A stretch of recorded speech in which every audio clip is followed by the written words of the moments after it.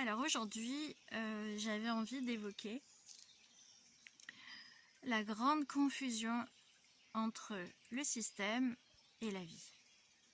Le système sociétal en l'occurrence, est créé par les hommes avec leur système de croyance, leur système de pensée et leur niveau de conscience ou d'inconscience ou tout ce que vous voulez y mettre. Ça, c'est le système dans lequel on vit. La vie est animée par quelque chose qui est plus grand que nous, qui nous relie tous, dans lesquels nous avons tous la même valeur, que l'on soit minéral, végétal, animal, humain, ange, archange, toutes ces dimensions, tous ces règnes ont la même valeur, même si ils ont des façons d'expérimenter la vie et la conscience différentes. Voilà, donc déjà, il y a vraiment quelque chose qui est posé entre la différence entre le système et la vie. Souvent, on entend l'évocation de matrice pour le système, donc pour le système sociétal. C'est un peu dangereux, c'est un peu casse-gueule, il faut dire, parce cela nourrit l'idée que cette matrice est le seul champ d'expérience de l'existence. Or, c'est totalement faux. Il est vrai qu'un système est une matrice. Une matrice, c'est un organe gestationnel. Donc, l'utérus est une matrice de la femme. C'est elle qui porte et gestationne les enfants.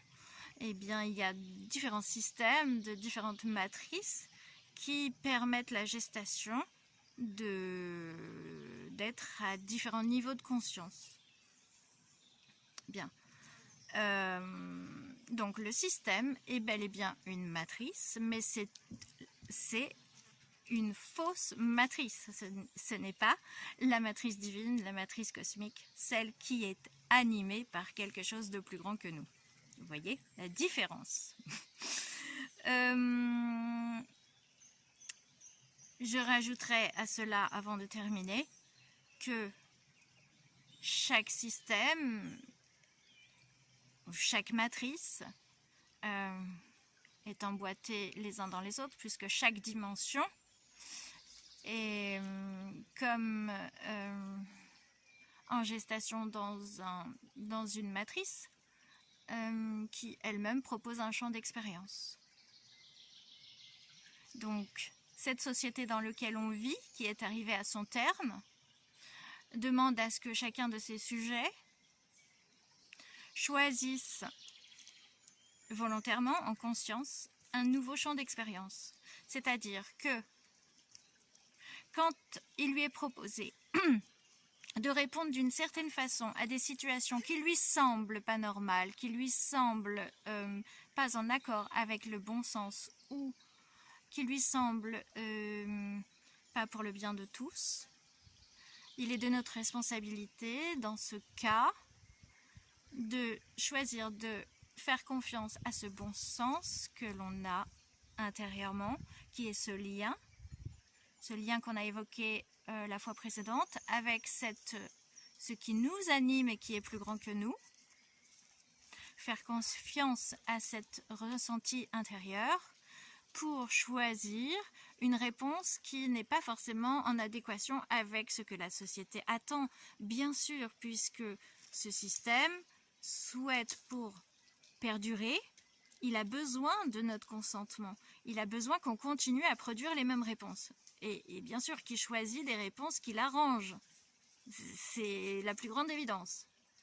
Donc pour changer de dimension, il est nécessaire que chacun, pour chaque expérience de son quotidien, réinterroge par rapport à des problématiques, par rapport à des situations difficiles de sa vie ou des choses qui bloquent dans sa vie, réinterroge les choses pour en trouver une nouvelle réponse.